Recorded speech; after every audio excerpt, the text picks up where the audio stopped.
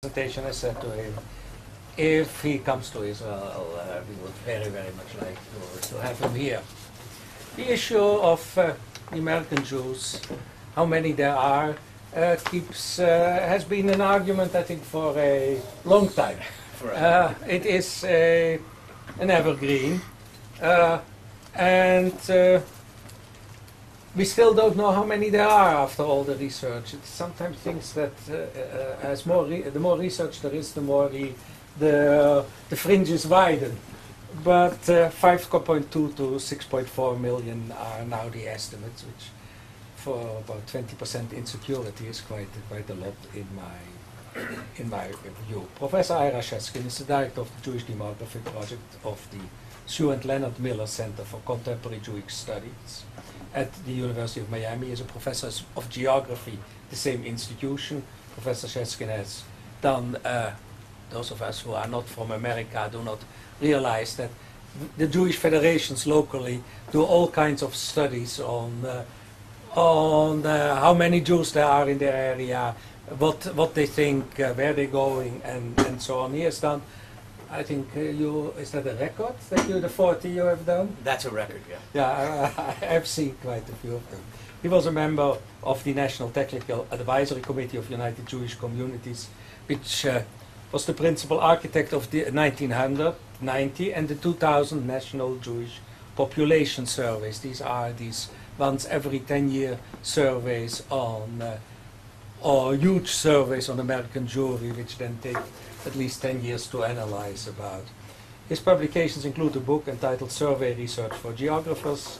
He has written a lot on Jewish demography. His latest book is How Jewish Communities Differ. This compares 45 Jewish demographic studies. We're extremely happy to have you here. I only want to announce that the next lecture in the other series, Post-Holocaust and Anti-Semitism, is of Professor Elchanan Yakira, how Israeli post-Zionism manipulates the Holocaust. His extremely controversial, or let's say extremely interesting book on the post-Zionists in Hebrew, which has been the subject of a lot of debate, but he'll speak here in English on the 6th of June at 10 a.m.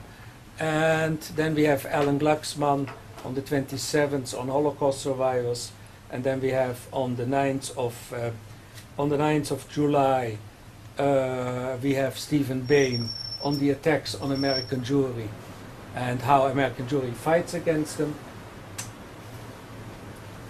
Now, this is a crucial. Yes. This is a crucial moment. Shall we try that apparatus also, or don't you dare? I will try. Yeah. And then we get another blackout. No, if I don't plug in my computer, we should be fine. Okay, and on the 12th, I'm doing a luncheon with Rabbi Professor Allenson on the challenge of modernity to Judaism. So we have a quite intensive program till the summer. Now, Thomas, what do we do? I suggest waiting 1 minute, and then we can start. You don't plug in your computer. Not the electricity, no. When you see sparks, I don't want to plug it in here. Okay, good. Yeah, Thomas, can we? Sorry, we had some electricity problems this morning. Can you run on battery? Yeah, computer runs on the back, yeah. And it's fully charged, so it should have a good 45 minutes till it runs out. So we have... No? Yeah, that's coming on. I may have to hit function F5 and then we'll be good. Look, our enemies work against us on all fronts. Yeah. That is just the reality we have to live with. It's part of the Jewish fate. Testing, 1, 2, 3. Is the mic on? Yes. Microphone is fine, so if you want to move back, then you can. Pause the video for the second one. Wait, I should put no problem, these things happen. Fortunately, we were prepared. It's very delightful to be here this morning to address this group. I'm thrilled. And we have really 4 questions that we added a 4th question, which I didn't add to this slide, but we added it for this presentation. How many American Jews are there? Are there more Jews in the United States than in Israel? Does it matter? And is the number of American Jews increasing or decreasing? These are the 4 questions I'm going to answer.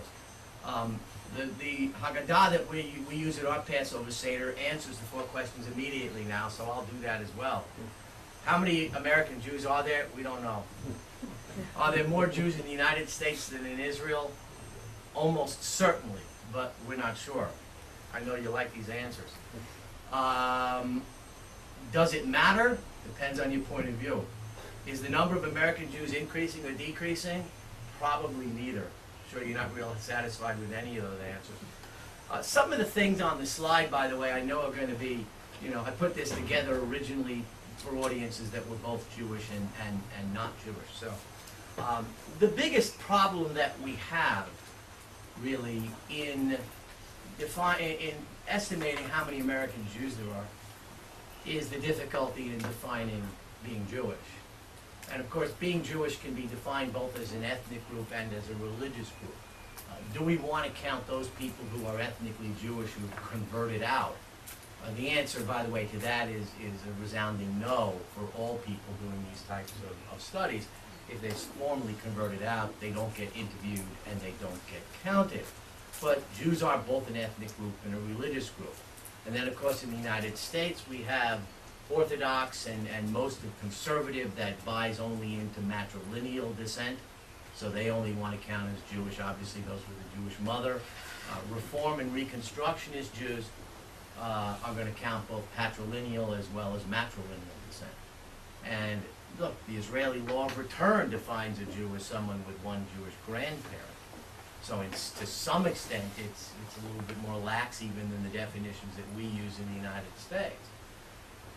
Social scientists studying American Jewry have come up with the following definition. If a person considers themselves to be Jewish, then they're Jewish. So we ask questions on our surveys. Was anyone in your household born or raised Jewish, or is anyone currently Jewish? Now, right away there we get into some bit of controversy.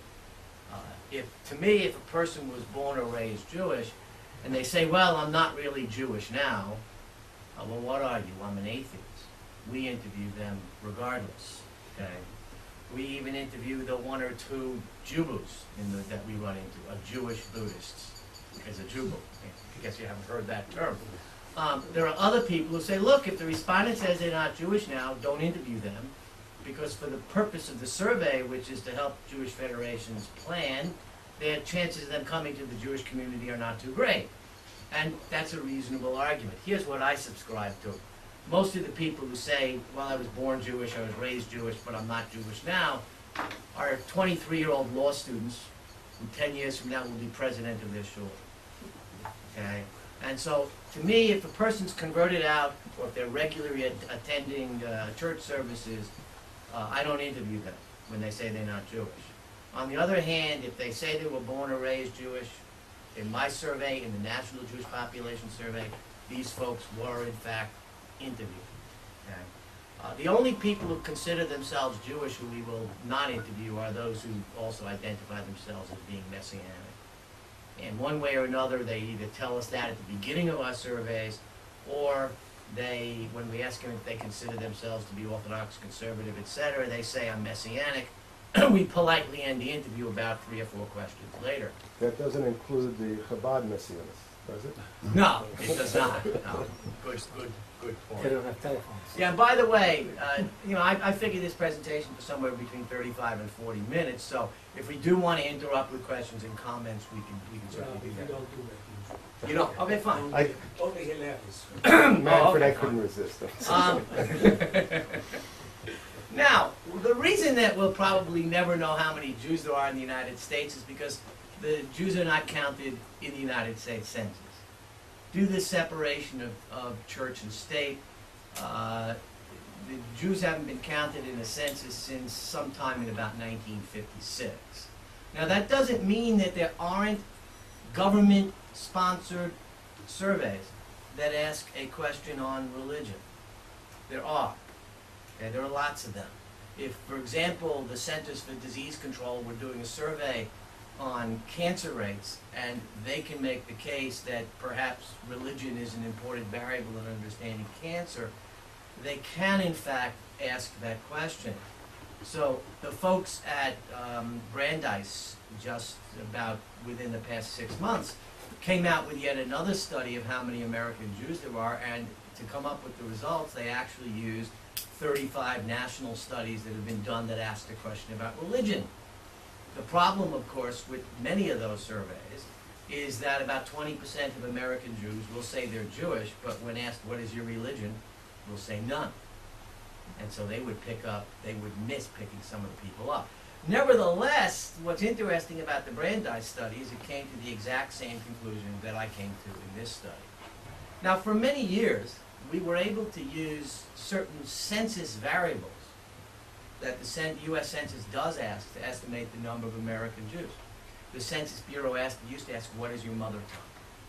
Okay, and clearly those people who responded Yiddish were Jewish. Now, Sephardic Jews had never been more than about 10% of Jews.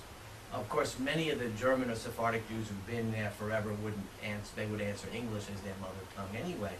But the mother tongue question and Russian and Polish background for many, many decades were surrogate variables, in a sense, for the Jewish population.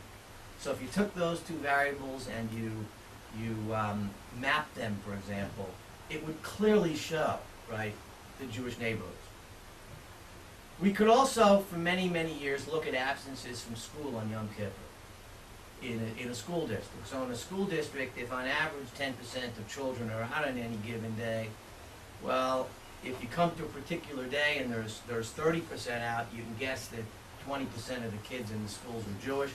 Estimate the number of Jewish children, begin to make some assumptions about the number of children per family and the number of families who have, number of households who have children, and come up with some estimate of the Jewish population.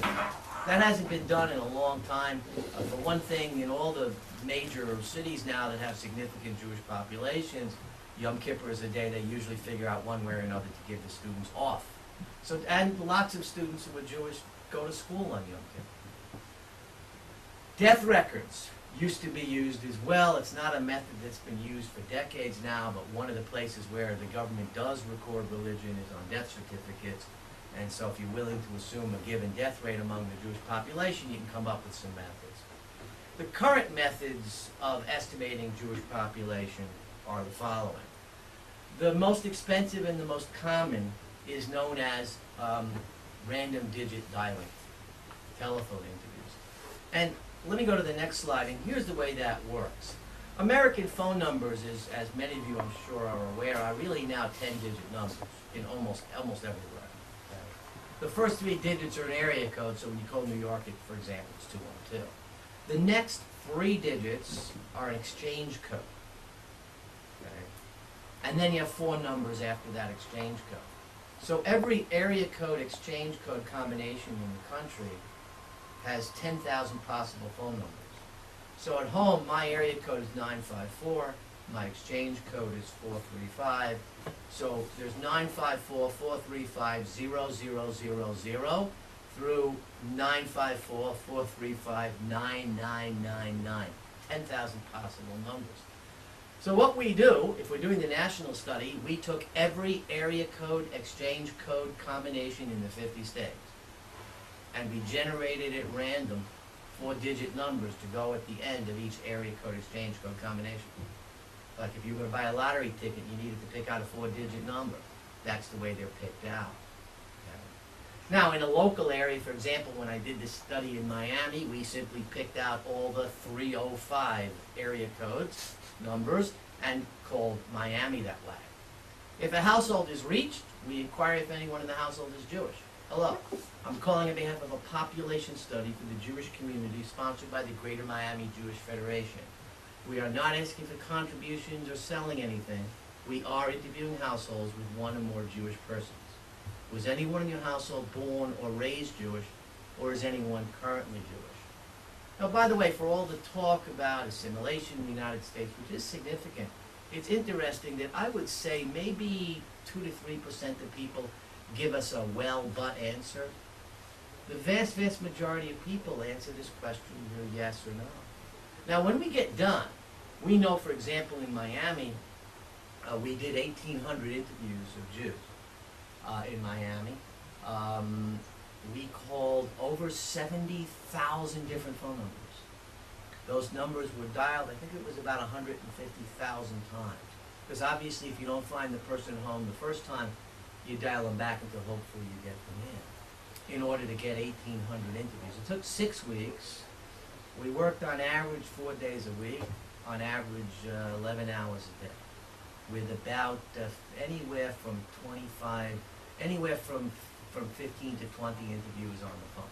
A very long, very expensive, $250,000 project to get 1,800 interviews. But when we got done, we had accomplished 2 things. Number one, we had found Jews, whether they were involved in the Jewish community or they were not involved in the Jewish community. Okay. Very, very important factor, because if you take a Jewish Federation's mailing list or you take synagogue lists, you're sure to develop a biased sample. We found Jews whether they were living in Miami their entire life or they just moved in. What's fascinating, by the way, is, for example, in Atlanta, Georgia, when we called there, one of the households we called, they were in the process of emptying their U-Haul truck. It was a young couple. They had just had their phone turned on that morning. They were busy carrying in some boxes out of their U-Haul, and the phone rings. And they were very impressed with the fact that the Jewish community was contacting them before they had even arrived, and was actually not asking them for donations. It was even more surprising to them. And they were very happy after they went out for Chinese food to do the interview. So, anyway, we find people, whether their last name is Schwartz or their last name is Miller. Okay, you'll see in a minute, sometimes we do interviewing that way, using people's last names. But with random digit dialing, your last name is Schwartz, your last name is Miller, you get interviewed. You're there all your life, you're there 6 months, you can get interviewed. The only bias that we know is existing right now in who we can find is we can't find Jews without telephones this way. Probably a teeny percentage of people. We also, however, can't find Jews who are cell phone only this way. Now we can, but no one's tried it yet. Random digit dialing cell phones to do a 20-minute survey, I don't know if that's going to work yet. We're going to try it. The next time I'm doing a major Jewish community, we're going to give it a shot, okay, and see what happens and see what the reaction of people is when we call them on their cell phone. Now, by the way, to show you how random this is, we dialed the emergency telephone in an elevator. Okay, the person who answered the phone happened to be Jewish, but we can't interview him. In Milwaukee, one of the numbers we called, I had a rabbi's wife was one of the interviewers, and I hear her laughing hysterically.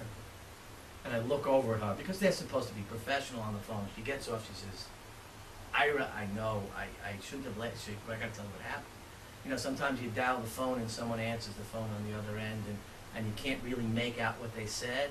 So she just went ahead with the introduction. She got done with the introduction, and the person said, do you know you called the city morgue? Do you want to know if there are Jews here? He says, I'll check the toe tags if you like. Okay, that's when she lost it. Or in St. Petersburg, Florida, where someone said, we have 50 women here all married to the same Jew. It was a condom.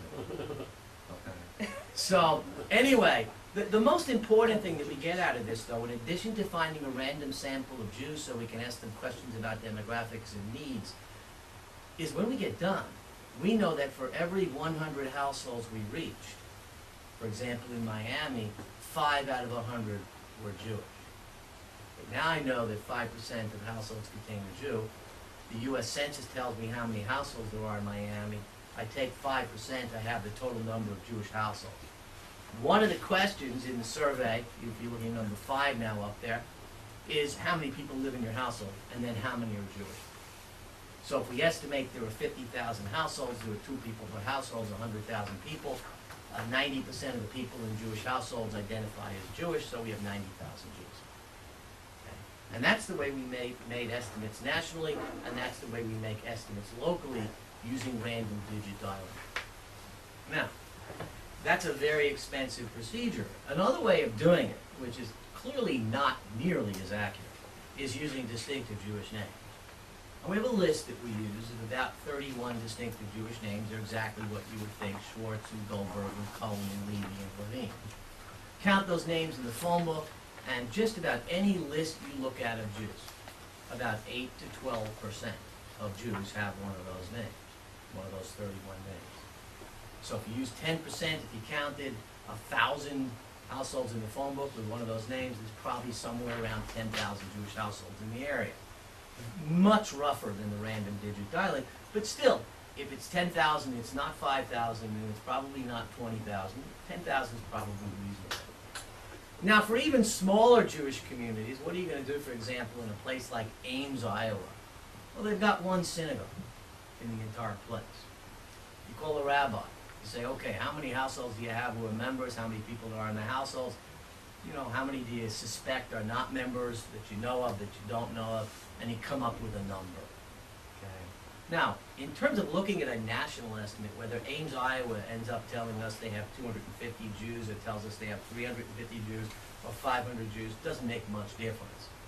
The national estimate is so dependent upon New York, Chicago, Philadelphia, Detroit, Los Angeles, and South Florida, that how many they have in Ames, Iowa is not terribly important.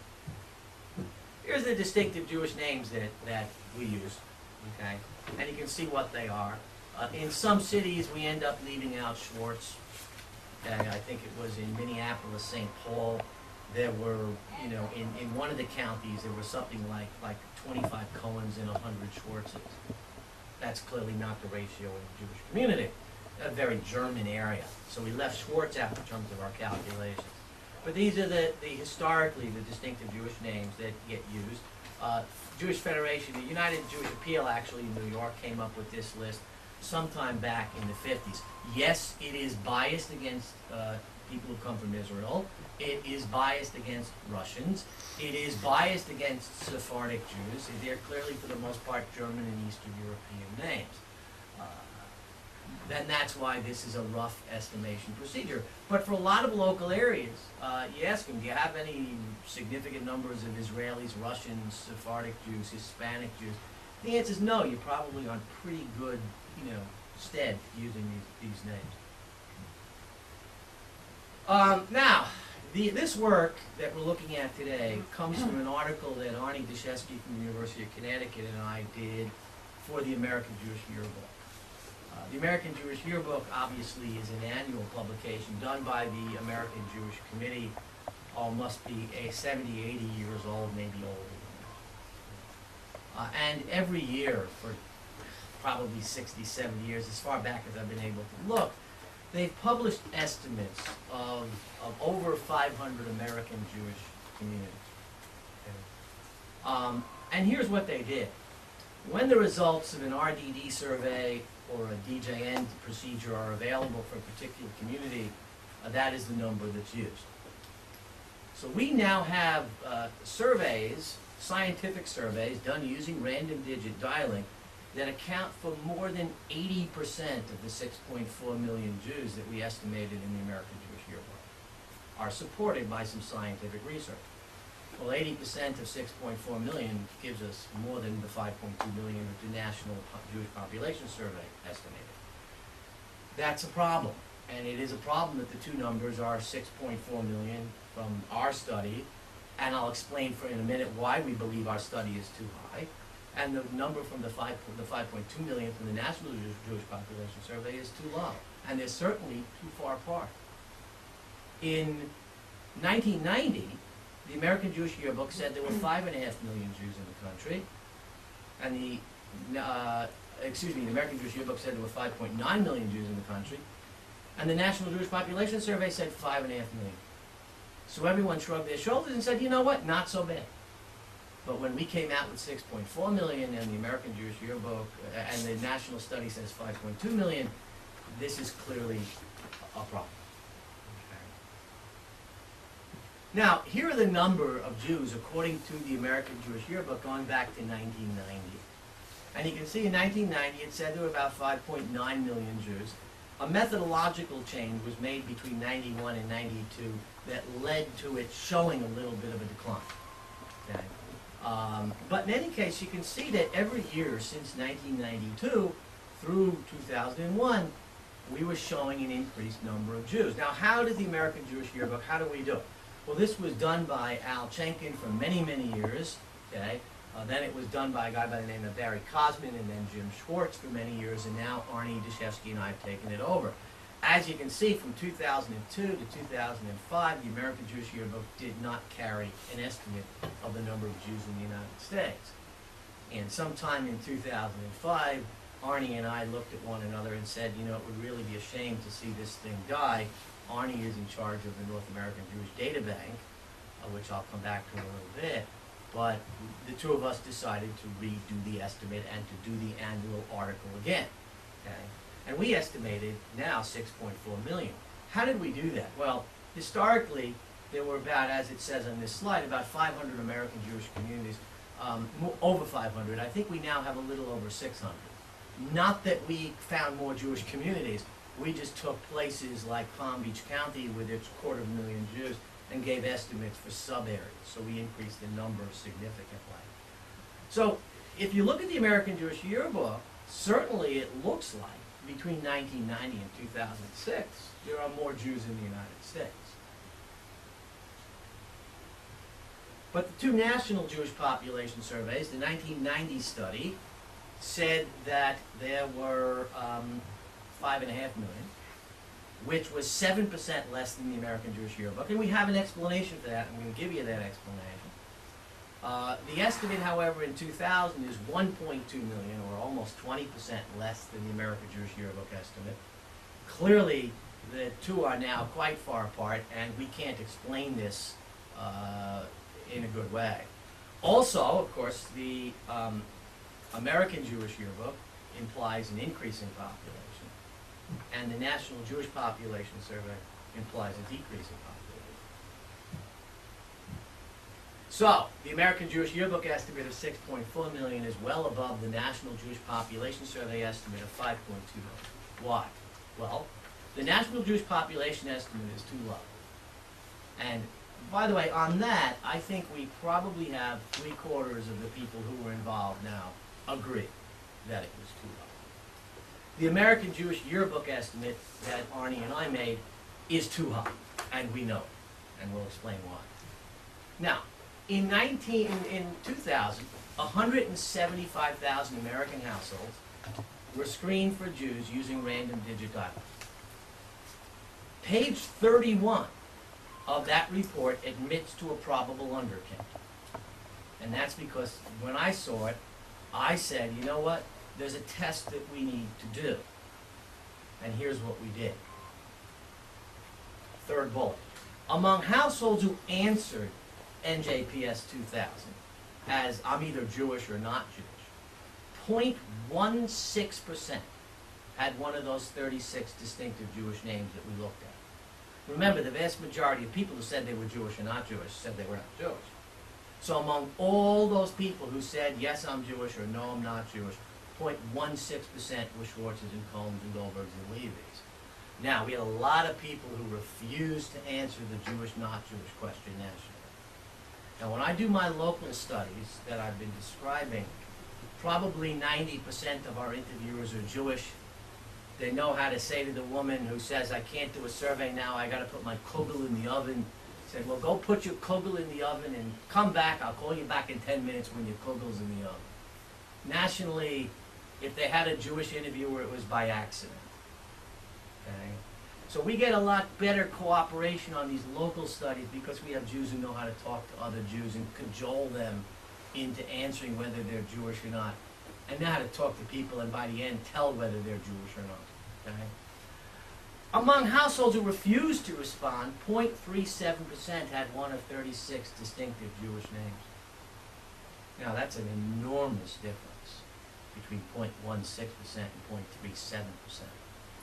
You see, because for every 0.1% of American households who said the household contained a Jew, you would estimate 100,000 more Jews. That's the difference, because you're talking about 110 million households. So the problem with random digit dialing nationally is 0.1% difference is 100,000 people. Now, when you're talking about 5.5 million, well, you know what? Had 0.4% more. If this is right, and Jews were more likely to hang up on the phone, then that percentage Jewish is depressed. If only 0.4% more of households had indicated they were Jewish, they would have had an estimate of 5.9 million. It would have shown an increase. 5.9 million, 6.4 million, I can explain. Okay? So I'm convinced that a disproportionate percentage of Jews refused to participate in the 2000 national study, resulting in an undercount. Now, why do we know that the American Jewish Yearbook estimate is too high? Okay, well, remember what we're doing. We're taking estimates for over 600 different areas, and we're adding them together. There's some double count. We have what we call in Florida snowbirds. Okay? These are people who spend part of the year in Florida and part of the year in New York. Now the advantage of this is that they can tell the New York Federation they're giving in Florida, and they can tell the Florida Federation they're giving in New York. It works very well. Actually, most of them, believe it or not, give in a good percentage given both places. Okay. Now, since I'm the one in charge of the Florida studies, we introduced 2 columns in the American Jewish Yearbook, one for people who are basically in each community year-round, and then where we have the information, because we only have this information in communities that have done studies, those people who are in the community for part of the year. Now we describe that as being there for 8 months or more. So everyone in Florida for 8 months or more is being counted in Florida, and if they live, let's say 4 months in New York, they're also being counted in New York. But if they're 6 months in Florida and 6 months in New York, they're only being counted in New York. Now, the number of people who are in Florida, let's say 8, 9, 10 months and maintaining a house in New York is not that much. It certainly can't explain the difference. Now, but we do have some double counting of snowbirds. We have the New Jersey Shore. We have a large Syrian Jewish community that spends part of the year in Brooklyn and then goes to Deal in Monmouth County, New Jersey for the summer. Okay. We also did the same deal with them. Deal, New Jersey, same deal. We put them, mostly they were counted in New York because they're only in Monmouth County for the summer. But nevertheless, I have to admit there's some snowbirds and people with 2 residences being counted twice. Students who live off campus. Take my son who went to school in Florida State University in Tallahassee. They did a survey in Tallahassee. He lived in an off-campus apartment. They would have counted him as living in Tallahassee. When I did the survey where I live in Fort Lauderdale, people were told to include college students if they're temporarily away from home, so he would have gotten counted twice. So there's some students getting counted twice. The next thing is this. These local studies that we're looking at have been done over a period of time. Now, of the 55 or so scientific studies that have been done, 50 of them have been done since 1993.